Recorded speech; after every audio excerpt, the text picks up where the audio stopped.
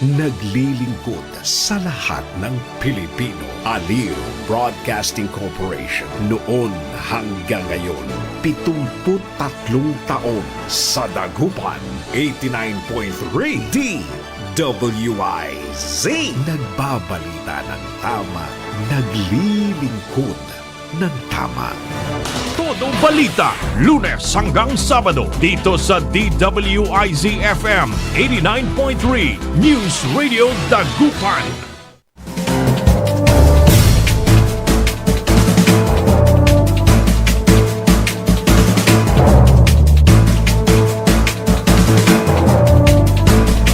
Isang napakagandang umaga ng ating pagbati. Good morning, good morning, good morning, good morning, good morning, good morning.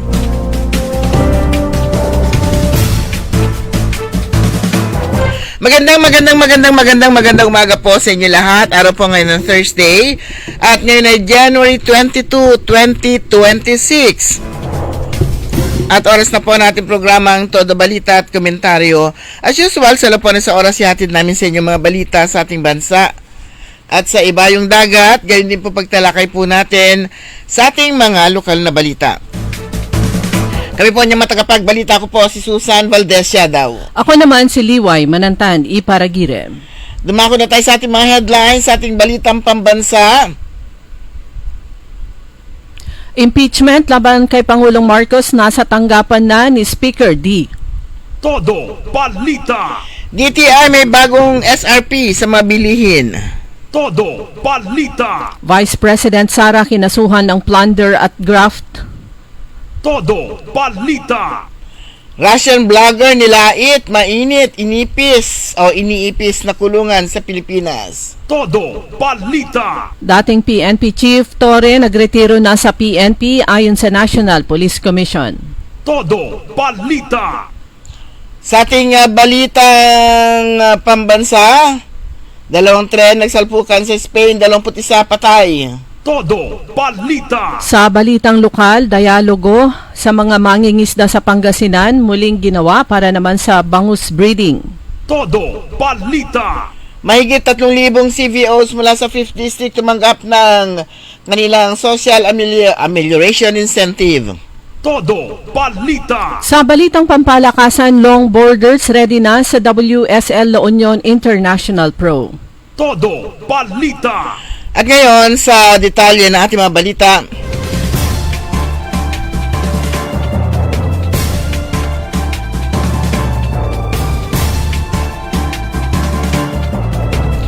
Naglabas ang Department of Trade and Industry ng bagong suggested retail price ng mga pangunahing bilihin kung saan tumaas ang presyo ng 19 na mga produkto. Ayon sa DTI, hindi gumalaw ang presyo ng 91% ng nasa listahan ng mga basic necessities and prime commodities na may SRP. Nasa 186 sa 205 stock keeping units ang hindi gumalaw ang presyo. Sabi ng DTI, nananatiling stable ang presyo ng dilatang sardinas, tomato sauce, instant noodles, sabong panlaba at pampaligo, tinapay, kandila at baterya. Sinabi ng ahensya na napanatili nito ang presyo ng mga pangunahing bilihin sa kabila ng pagmahal ng mga raw materials, packaging, logistics at toll packing. Dagdag pa ng DTI, pinagpaliban ng mga manufacturer ang mga price increase bilang tugon sa pakiusap ng tanggapan. Binigyan din ni DTI Secretary Cristina Roque na ipagpapatuloy ng departamento ang mahigpit na price monitoring para mabalanse ang interes ng mga consumer at mga negosyo. Ipinadala na sa tanggapan ni House Speaker Faustino D. III ang impeachment complaint na inihain laban kay Pangulong Ferdinand Marcos Jr. Kinumpirma ni House Secretary General Cheloy Velicaria Garafil ang pagpapadala ng impeachment ni PBBM sa Office of the Speaker, hudyat ng pagsisimula ng Kamara sa pagloob nitong proseso na pagtupad ng constitutional nitong mandato. Sinabi ni Garafil na ang tanging papel ng kanyang tanggapan sa nasabing impeachment ay administratibo at mahigpit itong tumatalima sa saligang batas, panuntunan at protokol ng Kamara.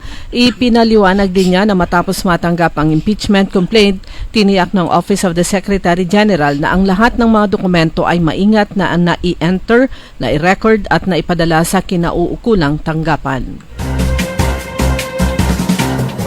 Sa kaugnay na balita, maghahain na impeachment complaint laban kay Pangulong Ferdinand Bongbong Marcos Jr. ang mga militanteng grupo sa Huwebes o ngayong araw. Ang maghahain ng reklamo ay mga taxpayer, manggagawa, magsasaka, estudyante, guro, urban poor professionals at anti-corruption advocates.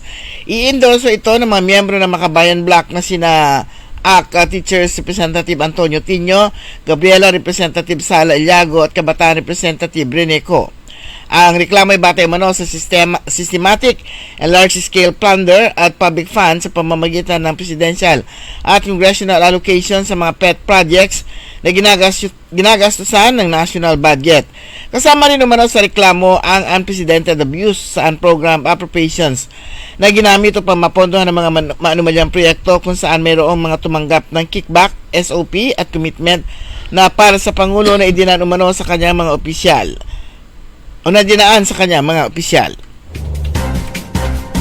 Nagsampa naman ng panibagong kaso ng plunder, malversation at graft si dating Senator Antonio Trillanes IV at civil society group na The Silent Majority laban kay Vice President Sara Duterte. At ito ay i-final nitong Miyerkules. Ayon sa mga complainant, isinampa ang reklamo dahil sa mali umanong paggamit ng bilyong-bilyong halaga ng confidential funds at iba pang public funds. Kabilang dito ang 650 million pesos na confidential funds ng Office of the Vice President at ng Department of Education. Kasama rin ang 2.7 billion pesos na confidential funds mula sa Davao City ng panahon na alkalde pa ng lungsod si Sara. 8 billion pesos na halaga ng overpriced laptops, higit 12 billion pesos umano'y unliquidated cash advances nung siya naman ay DepEd Secretary. Kabilang din sa reklamo ang hindi idineklarang yaman at pagkakaroon umano ng 2 billion pesos deposit at iba pang assets sa kanyang Statements of Assets, Liabilities and Net Worth o SALN. Una nang nagsampa ng impeachment complaint si Duterte dahil sa umano'y maling paggamit ng confidential funds sa OVP at DepEd.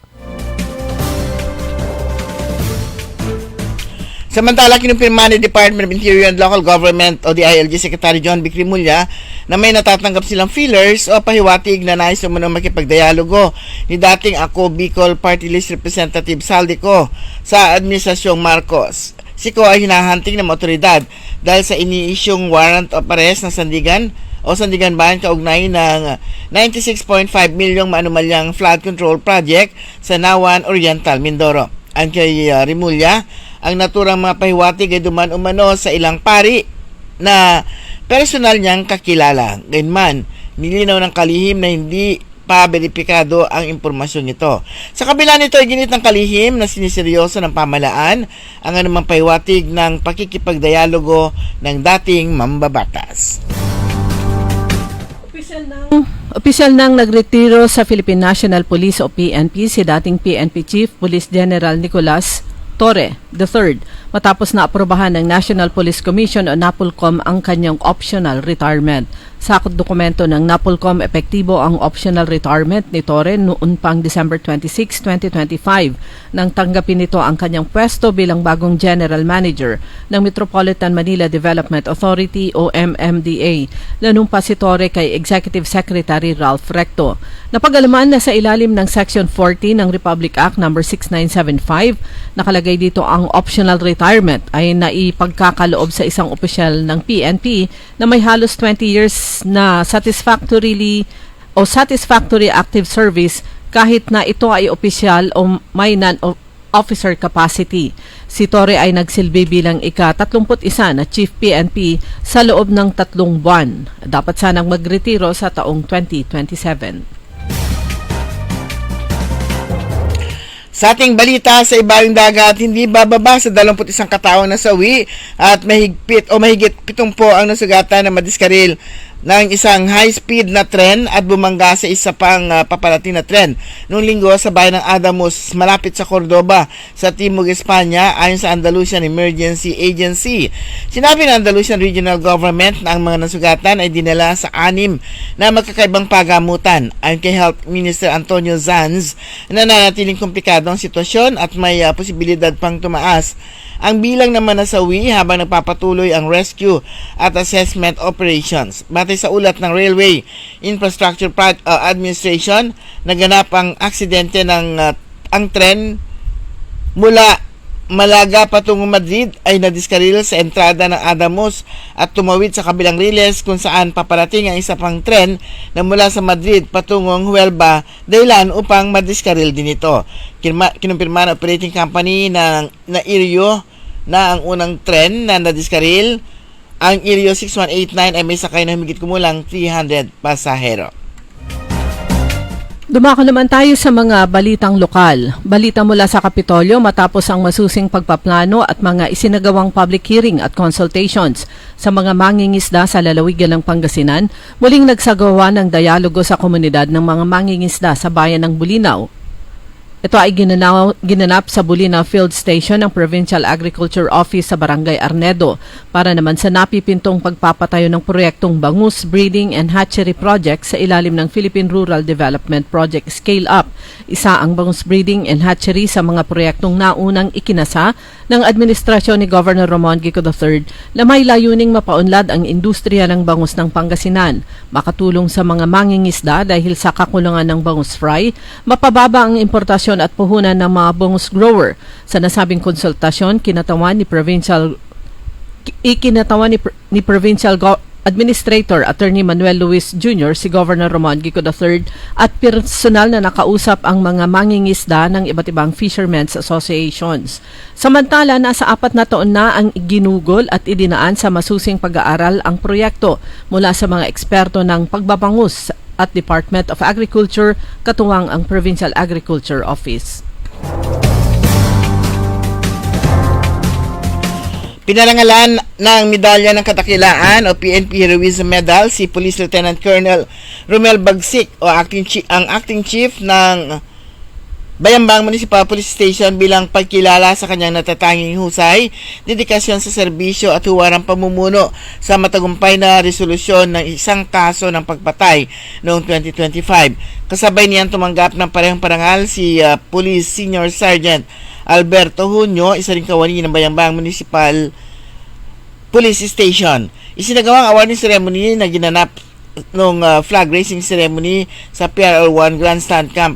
Brigadier General Oscar Florendo Parian, lungsod ng San Fernando, La Union, sa pangunguna ni Police Brigadier General Dindo Reyes, ang Regional Director ng Police Regional Office 1. Ang pagkilalang ito ay patunay na matibay na paninindigan ni na Police Lieutenant Colonel Bagsik at ng kanyang pangkat sa tapat at mahusay na pagtupad ng kanilang tungkulin, gayon din sa pagsusulong ng katarungan at paghahari ng batas. Ang kanilang tagumpay ay nagsisilbing inspirasyon at patunay ng mahalagang papel ng kapulisan sa pagpapanatili ng kaayusan at katarungan sa lipunan. Sa bayan naman ng Posurubio, hindi masukat ang saya at pag-asa sa mangiti ng mga batang may kapansanan ng personal na ihatid mismo ni Mayor Kelvin Chan sa kanilang matahanan ang mga libreng wheelchair sa Posurubio. Sa simpleng pagbisitang ito, ramdaman ng bawat pamilya na ang malasakit ng pamahalaan ay tunay na umaabot hanggang sa kanilang pintuan. Sa pagtutulungan ng PIDAW Posurubio, PSWDO at PIDAW Pangasinan na isa katuparan ng programang hindi lamang naghatid ng wheelchair, kundi naghatid din ng pag-asa, dignidad at malasakit. Para sa mga bata, ang bawat gulong ay bagong simula, isang pagkakataong makagalaw ng mas malaya at maranasan ng isang mas masayang pagkabata. Lubos naman ang pasasalamat ng pamilya sa pamunuan ng bayan ng Posurubio, gayon din sa lahat ng ahensya at individual na patuloy na nagsisilbi ng may puso para sa kapanan ng mga kabataan. Masusing pag-aaralan ng posibilidad ng pagpapatupad ng curfew at surprise drug testing ni Mayor Bonafe sa Purok 4, Barangay Embarcadero matapos ang sinagawang konsultasyon sa mga residente kagabi, January 20, bunsod ng hindi pa rin tumitigil na insidente ng pambabato sa lugar. Mula pa noong October 2025, binulabog na ng misteryosong pambabato ang naturang purok na nagdudulot ng takot, matinding perwisyo at pinsala sa mga ari-arian ng mga residente. Ayon sa mga reklamo, hindi pa nakakatulog na maayos sa mga tao dahil sa takot na tamaan ng bato ang kanilang mga bubungan at pintana. Sa harap ng mga residente, maraming pinag-utos ng alkalde ang pagpapatupad ng purok-wide curfew mula alas 10 ng gabi hanggang alas 4 ng madaling araw upang limitahan ang galaw ng mga tao at mapigilan ng mga suspect sa kanilang operasyon.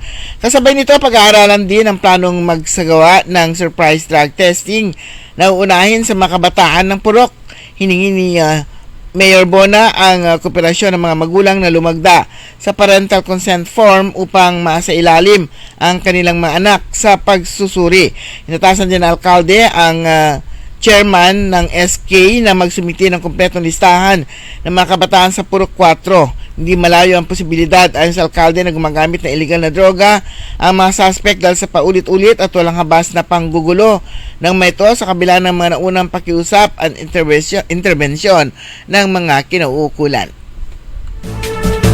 Sa lungsod ng San Carlos, isinagawa ang Civilian Volunteers Organization o CVO payout mula sa pamahalaang panlalawigan.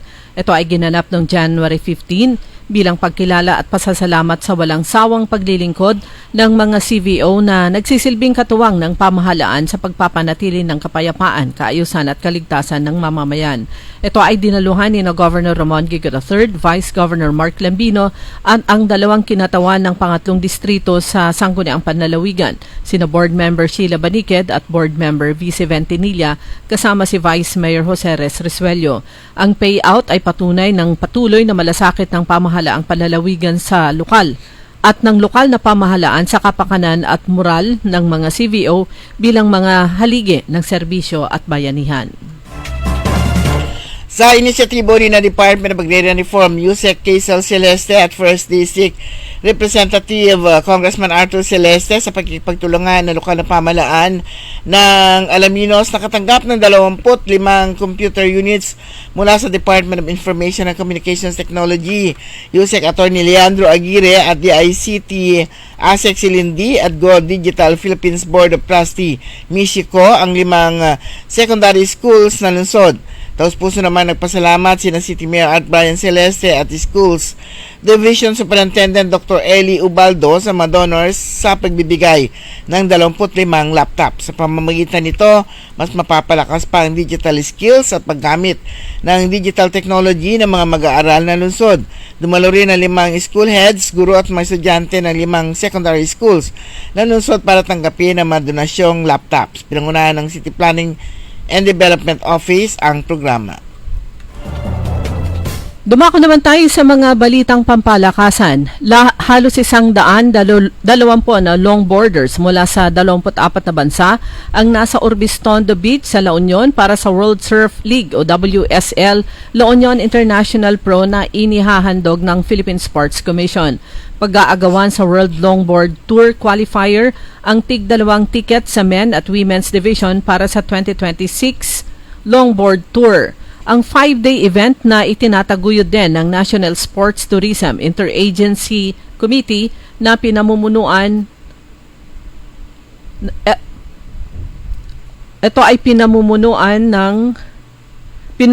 ni Gregorio ay nagtatampok sa mga veterans at rising stars. Kabilang sa mga global contenders sina 2025 runner-up Natsumi Tauka ng Japan, 2-time world champion Phil Razman ng Brazil, Ben Skinner at kasama si Kathleen ng USA. Papalag naman ang mga Pinoy bets sa pangunguna ni Rogelio Jr. Esquivel, ang world number 8 sa undefeated 3-time event champion. Sumanyo kabuuan ang ating newscast sa ating todo balita at komentaryo. Yung pang matagapagbalita ako po, si Susan Valdez, siya daw. Ako naman si Liway Manantan, Iparagire. Hantapan natin sa technical side si Ka Richard Ulanday. Oras po natin ganap ng 5:31. DWIC. Hoy mga suki, hanap nyo ba ay mga murang bilihin, malinis at sariwang pagkain sa pang-araw-araw at handaan tuwing may okasyon? May suggestion kami sa iyo. Tayo na sa Macador Market na kung saan inyong mabibili ang mga mura, sariwa, malinis at ligtas na bilihin tulad ng karne ng baboy at baka, manok, isda, gulay at iba-ibang sangkap sa pagkain.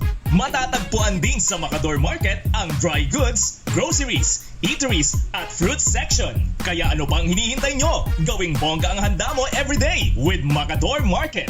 Macador Market is open from 4 a.m. to 8 p.m. Visit us at Macador Market, Galvan Street at Zamora Street sa downtown, Dagupan City. Boss, ready na yung crane at truck natin. Di ba natin natamaan yung linya ng kuryente? Hindi naman. Mas mabilis kasi dito pag dito tayo dadaan. Oops! Sandali lang mga sir. Alam niyo bang bawal ang gagawin ninyo? Ako si Linoy. Kapag nadikit sa linya ang mga gamit o sasakyan ninyo, pwede kayong makuryente at mamatay. Maaari namang masira ang pundasyon ng tore kapag naghukay kayo. Kapag nakakita ng ganitong gawain, i-report agad sa NGCP Tip Hotline sa 0917-847-6427 o 0918-847-6427. Isang paalala mula sa NGCP. Magandang araw po sa ating lahat, sa ating mga bisita. Inaanyayahan ko po kayo sa aming lungsod ng Alaminos para po mabisita at ma-experience ang ating mas pinagandang 100 Islands.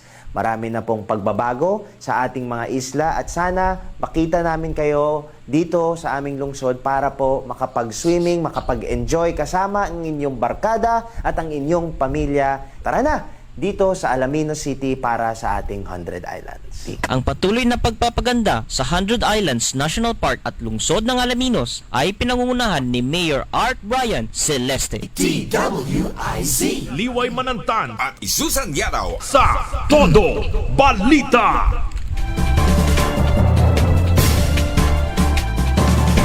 Ang bilis po na orasan natin, ganap na pala 5:33. Tuloy po ating programang Todo Balita at Komentaryo. Welcome po kayo sa ikalawang bahagi. Siyempre po kami po yung matagapagbalita. Ako po si Susan Valdez daw. At ako naman po si Liway Manantan Iparagire. So, Webes na ngayon at ngayon January 22, binabati po natin ang happy birthday. Lahat naman nagse-celebrate ng kanilang kaarawan. Ngayong araw na to, lalo-lalo na kay Sanyalu. Yan Ayan, daw. happy birthday at may papansit mamaya. Hindi ko lang alam kung sa barangay yon, dito sa Rizal Street o sa Tambak. At sa lahat ng nagse-celebrate ng kanilang special na araw, happy day sa inyong lahat. Ayan. Nakakagulo itong ano ko itong mga gadgets ko. yung sa mga gadgets natin, meron yung kung minsan sa liit nung mga dapat pindutin, iba yung napipindot mo kung ano-ano nang nangyayari. Ang pinakamahirap dyan, kung kailangan niya ng password. Kakalimutan mo yung mga password. Pero sa ibang balita mga kaibigan ng LTO, di ba mayat maya may nakikita po tayong tinatawag ang pamunuan ng Land Transportation Office. Yan po yung sa National Show Cause Order, magpaliwanag, etc. Ito yung mga nagva-viral, ito yung kaigihan. Isang benepisyo kumbaga na yung mga cellphone ay may camera, pang video o photo, o yung mga netizen yung na-video nila, nakukuhanan nila yung isang insidente.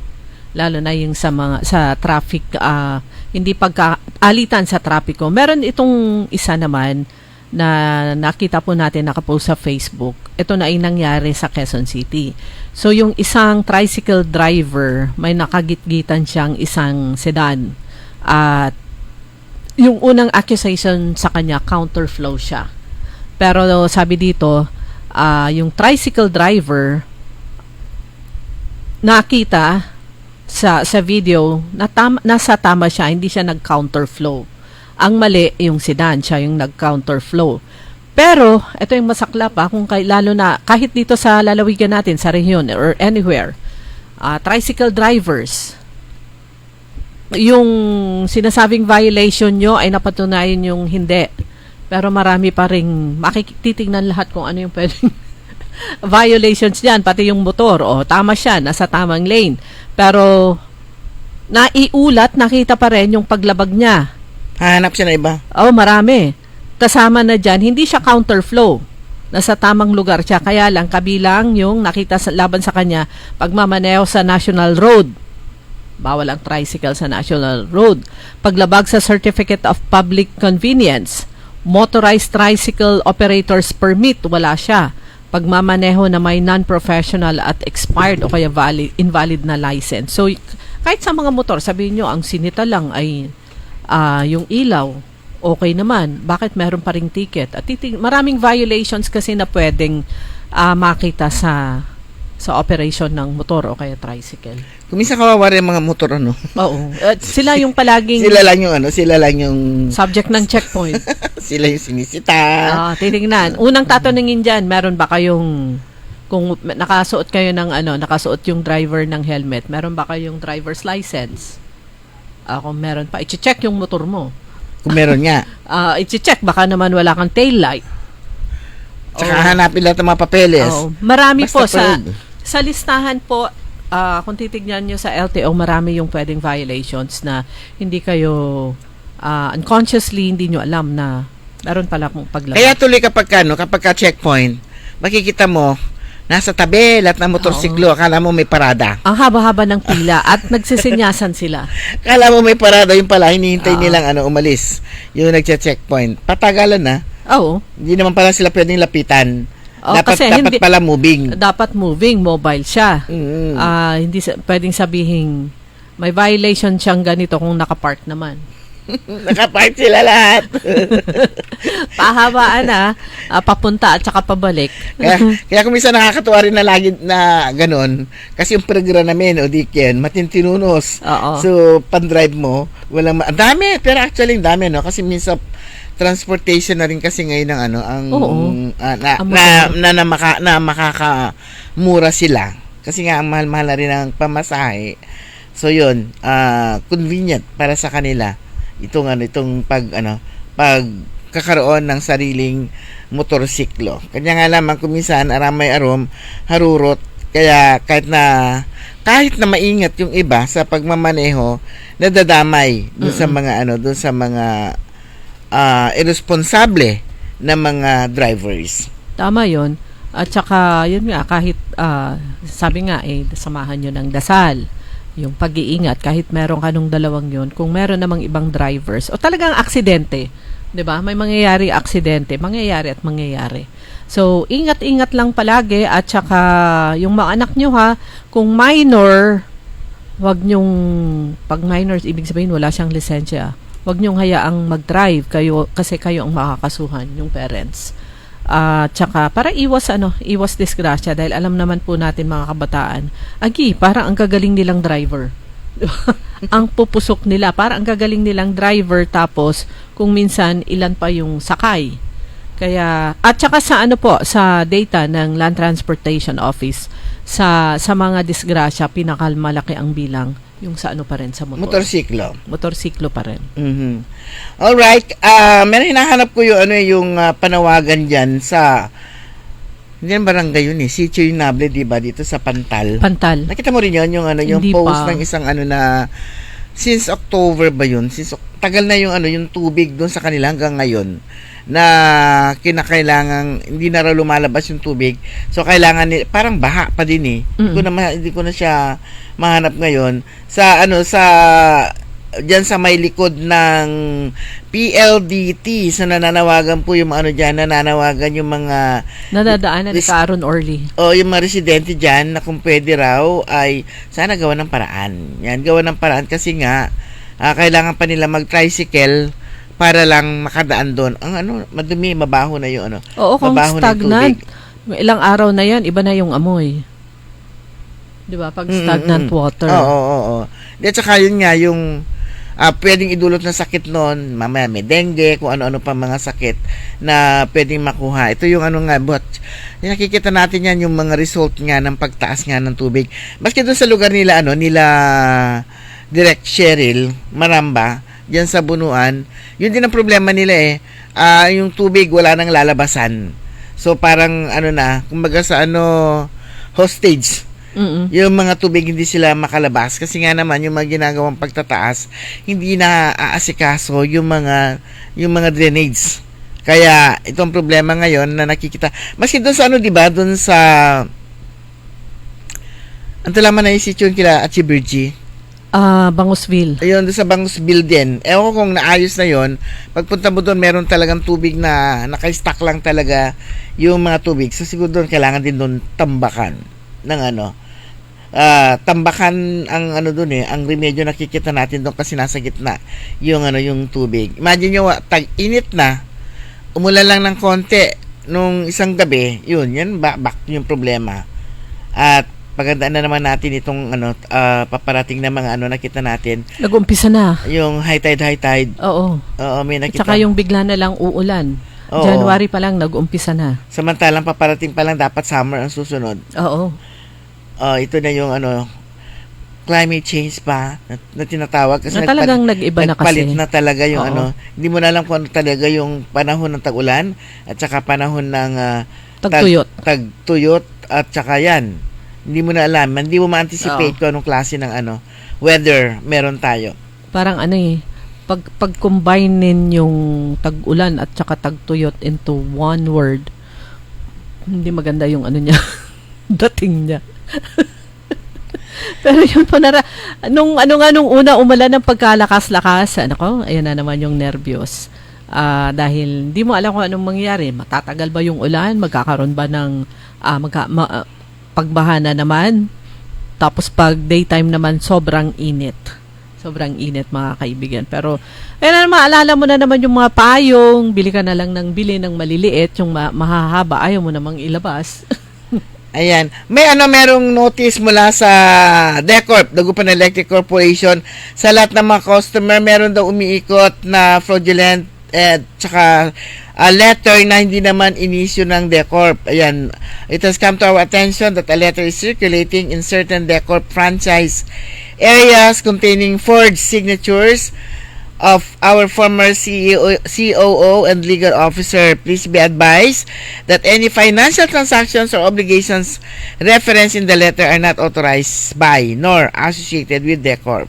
Kapag nakatanggap kayo ng ganitong sulat, do not act on it and immediately report it to us using the contact information listed at the back of your statement of account. So, narito yung sulat. Nakalagay dito, parang galing talaga sa DECORP. Meron pa siyang, yung tawag to, yung heading niya, DECORP, Dagupan Electric Corporation, A.B. Fernandez West, Poblacion Weste, 2400, Dagupan City, Pangasinan, Philippines. Tapos meron pa siyang Kompleto. VAR, registration TIN number. Notice for inspection, kunana. Meron siyang date. Tapos, nag-blur naman kasi parang subject for inspection yung kanilang tapos nandun yung pangalan nung yung kanilang linya. Pangalan ng pupuntahan nila.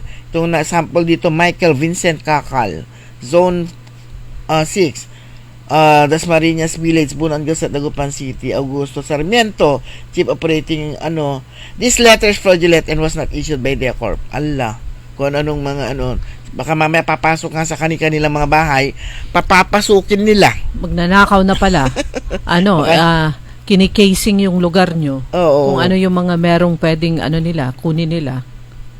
Ayan, so makipag-ugnayan na lang agad sa Dagupan Electric Corporation. So yun po, kapag may matatanggap pa yung sulat tawag to sulat na may notice for inspection. Di naman nag-inspect ang DECORP, diba? Unless i-request mo. Kasi kung minsan merong parang naghihinala ka na bakit non-stop tong bakit parang ang taas ng ang taas ng bill ko. So yung iba, nire-request nila na inspect at baka merong mali doon sa kanilang mga kontador. Tama yun, hindi po sila basta pupunta sa isang bahay o kaya establishment, yung may-ari ng bahay o kay establishment, magre-request sila. Saka lang sila aakto. Ganon din sa ibang mga ibang companies. Magre-request kayo. Hindi yung basta pupunta sila doon. Pugpugta. Kaya nga. Pugpugta na, ito may problema. Ay, mga iba't ibang modus operandi po ng mga taong with criminal mind. At yung itsura ng letter na mukhang napaka-legit. Kasi talagang gamit pa nila yung yung letterhead, stationery, parang stationery ng DECORP. Tapos yung pangalan na nakapirma doon, tunay na pangalan. Pero yun daw po ay peke at hindi otorisadong sulat, galing po ng Dagupan Electric Corporation. Siguro idugtong na rin po natin dyan dahil sunod-sunod na po yung mga malalaking events, mga festivals. 'Di ba taon-taon meron yung iikot, nagsusulisit ng kunyari advertisement o kaya donation. Sa pangalan ng kung sino-sino, pangalan ng councilor o chairman ng isang festival, mag-ingat po kayo. Huwag kayong palaging magtanong kasi pag ganyang mga events naman na inalalabas ng local government unit kung sino yung contact person, kung sino chairman, at kung ano yung mga numbers. Kung meron din lang kayong idodonate o kukuha kayo ng ads o kung ano man yun, punta na lang kayo sa munisipyo at doon magtanong. Huwag doon sa taong pretending to be may dalang sulat dahil marami pong scammers at ganyan po yung kanilang propesyon. Pag may mga events, gumagawa sila ng letter, madali na lang pong gumawa ng letterhead. Madali rin pong maglagay ng signature, e-signature. Akala nyo, ang dali na ngayon. Yung mata natin, yung mata ninyo, hindi naman niya ma-distinguish ka agad kung legitimate na signature, kung ito ba ay e-signature. Sa bagay, AI na nga lang ngayon di ba? Grabe na. Pero mga kaibigan, ang bilis po ng oras natin. Ganap na ng alas 5:47. That time check was brought to you by ACS Manufacturing Corporation, ISO certified world-class quality.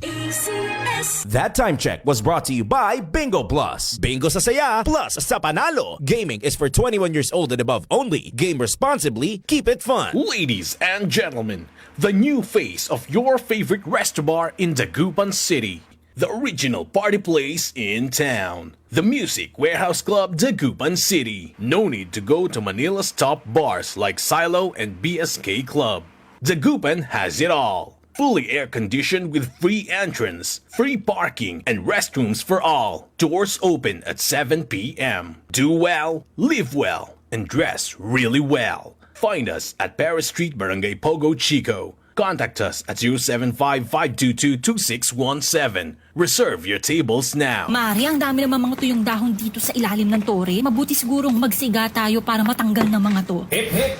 Mga misis, mapanganib ang inyong gagawin. Ang makapal na usok na dulot ng pagsisiga, malapit o sa ilalim ng mga linya ng kuryente ay maaaring maging sanhi ng malawakang brownout. Naku, pero issue yun sa ating lahat. Buti na lang hindi tayo nagsiga, Mare. Salamat, Linoy. Kapag nakakita ng ganitong gawain, i-report agad sa 0917-847-6427 o 0918-847-6427. Isang paalala mula sa NGCP. Kaya sabay natin paghandaan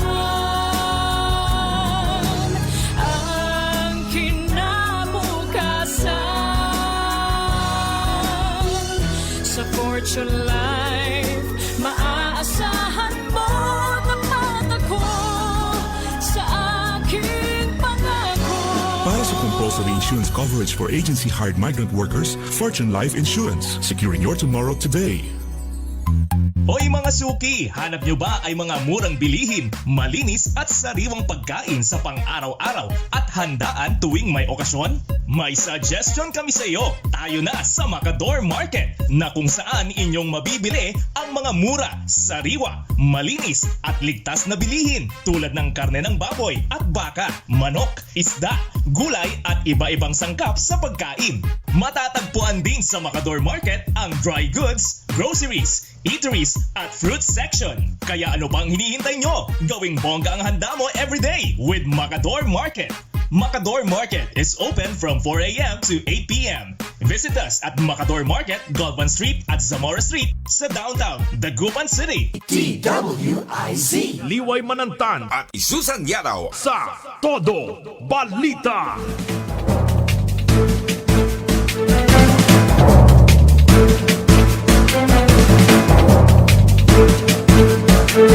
Meron pa tayong 10 minuto na lang bago sumapit ang alas 6 ng umaga. Dito naman sa mga kaibigan, Central Pangasinan Electric Cooperative, meron pong notice of power interruption. Dito sa schedule, ngayon ay 23.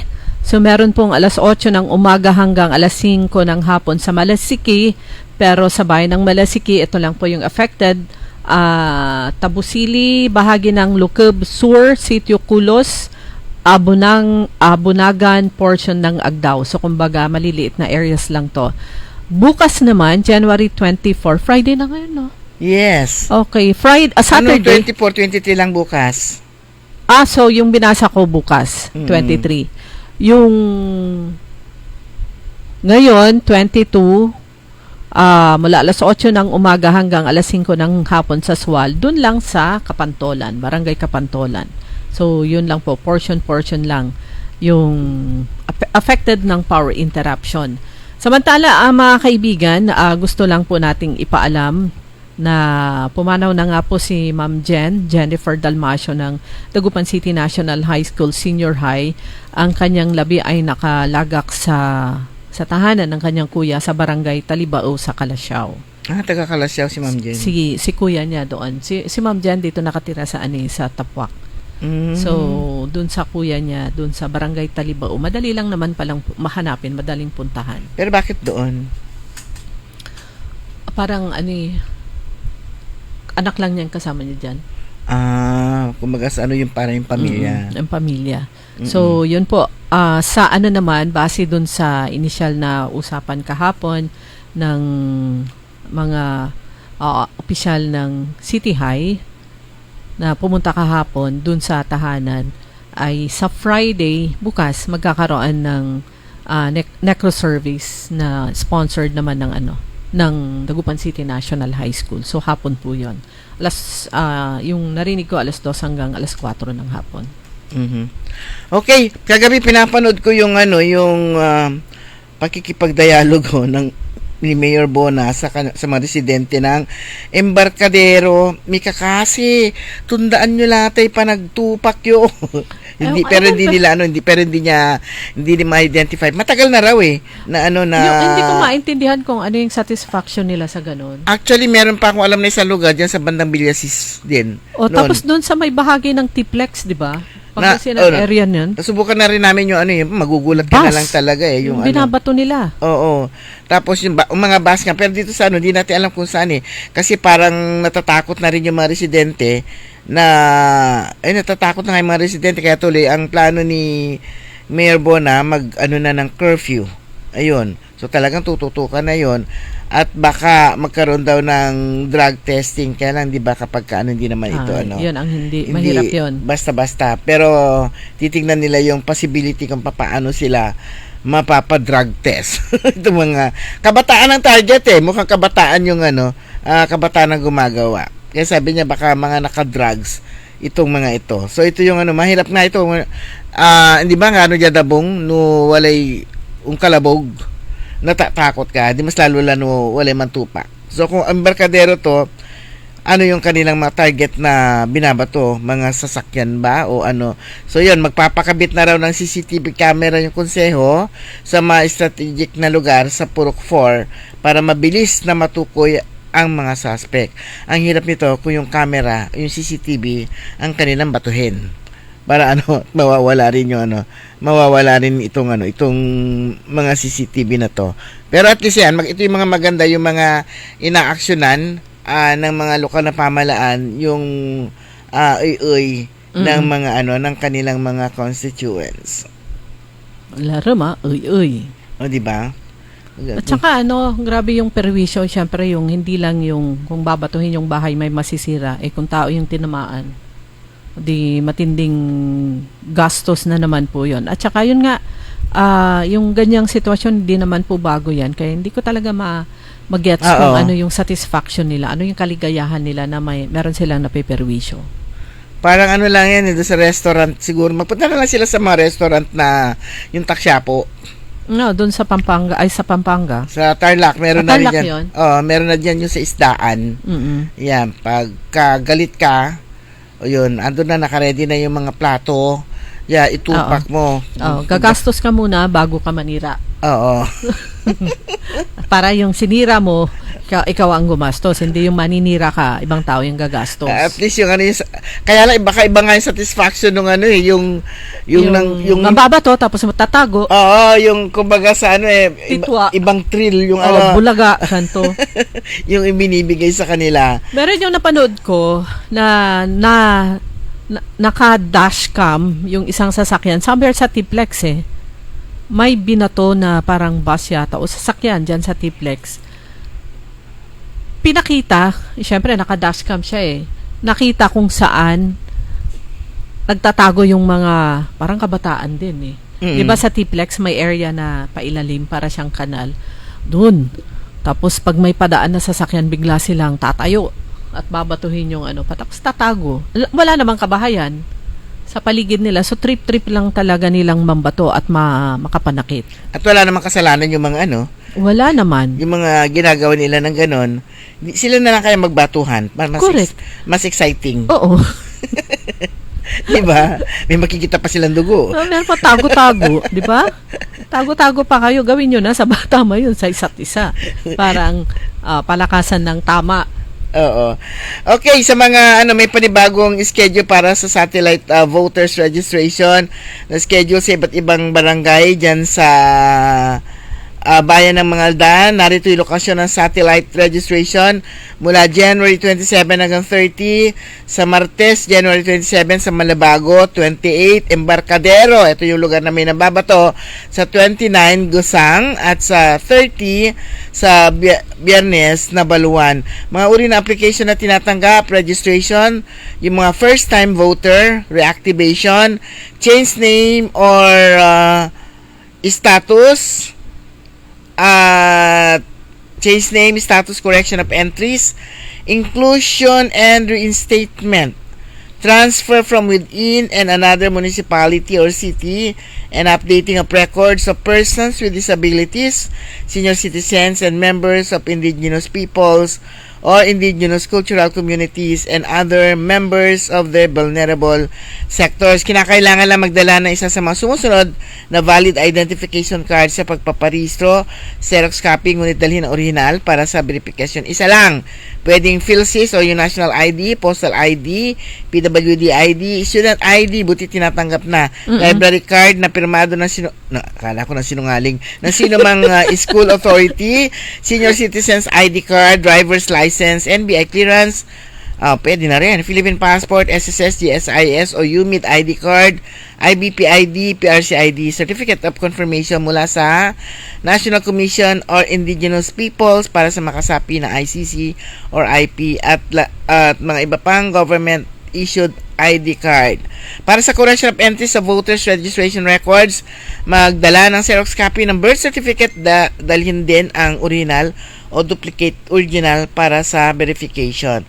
As sa change status naman, magdala ng Xerox copy ng marriage contract, dalhin din ang original o duplicate original para sa verification. Yan, hindi raw tatanggapin ang sedula. Ito yon yung hindi pwede. Kasi sedula, kahit saan pwede kang kumuha niyan barangay ID, barangay certificate, company ID o police ID. Ba't tayo ng company ID o police clearance? Hindi pwede.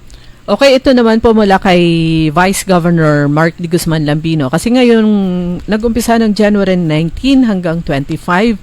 Ito po yung the 30th National Autism Consciousness Week na ang theme ay mula kamalayan tungo sa gawa, pag-unlad ng Autism OK Philippines. So ito naman po yung mensahe ni Vice Governor Mark D. Guzman Lambino. Nilagay po niya sa kanyang Facebook. Sabi po niya, taos-puso po tayong nakikiisa sa pagdiriwang ng 30th National Autism Consciousness Week.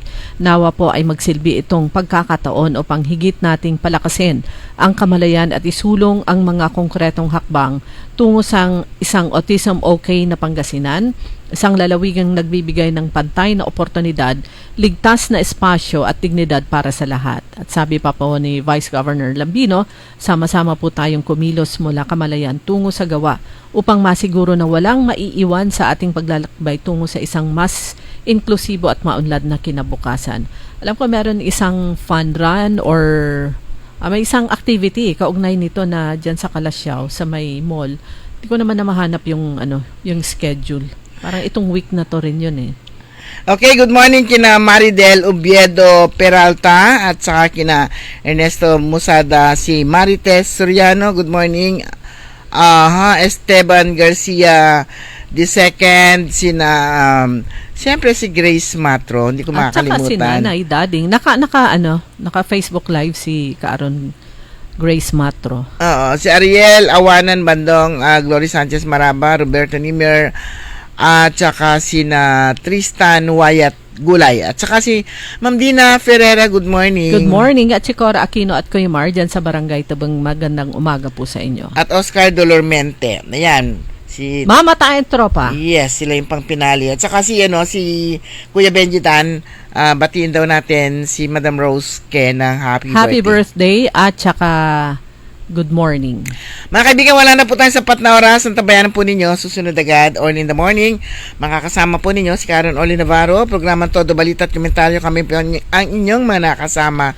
Sa technical side, si si Richard Ulanday. Ako po si Liway Manantan, Iparagire. Ako naman si Susan Valdez Yada. Magandang maga po sa inyo lahat. Sumainyo ang Todo Balita, Lunes hanggang Sabado dito sa DWIZ-FM 89.3 News Radio Dagupan. Nagbabalita.